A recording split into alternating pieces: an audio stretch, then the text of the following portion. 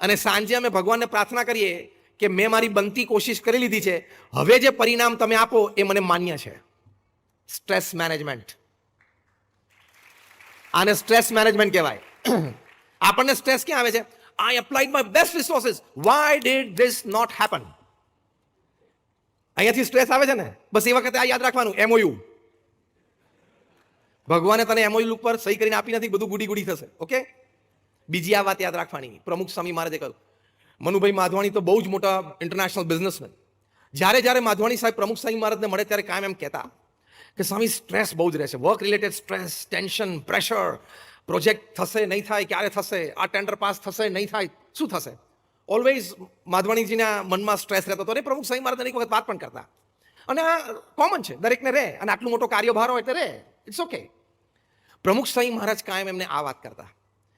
પ્રમુખ સ્વામી મહારાજ કહેતા કે ભગવાનને તમે કરતા હરતા માનો. આ કર્મણ્યવાધિકાર હસ્તેની જ વાત છે કે ભગવાન જે ફળ આપે સ્વીકારી લેવાનું. આપણે આપણી મહેનત કરવાની, બુદ્ધિ શક્તિ આવડત લગાડીને, પણ પરિણામ જે આવે ને એ સ્વીકારી લેવાનું. આપણે સ્વીકારતા નથી એટલે સ્ટ્રેસ આવે છે. સ્વીકારી લઈએ તો એ સ્ટ્રેસ મેનેજ થઈ જાય. As simple as that. Manubhai માધવાણીએ આ થિયરી બરોબર એપ્લાય કરી, અને બાપાને જ્યારે થોડા વર્ષો પછી એક વાત ફરી વખત એમને મળવાનું થયું ત્યારે એમણે કહ્યું કે સ્વામી હવે બહુ નિરાંત રહે છે, આમ હળવું અનુભવાય છે, કારણ કે સાંજ સુધી ઓફિસમાં બેસીને હું કામ કરું અને સાંજે ઊભો થતી વખતે આપના ફોટા સામે જોઈને આપનું આ વાક્ય યાદ કરું કે આજના કામ પ્રમાણે જે પરિણામ ભગવાનને આપવું હોય એ આપે, તો હળવાશ ને હળવાશ રહે છે. Stress management.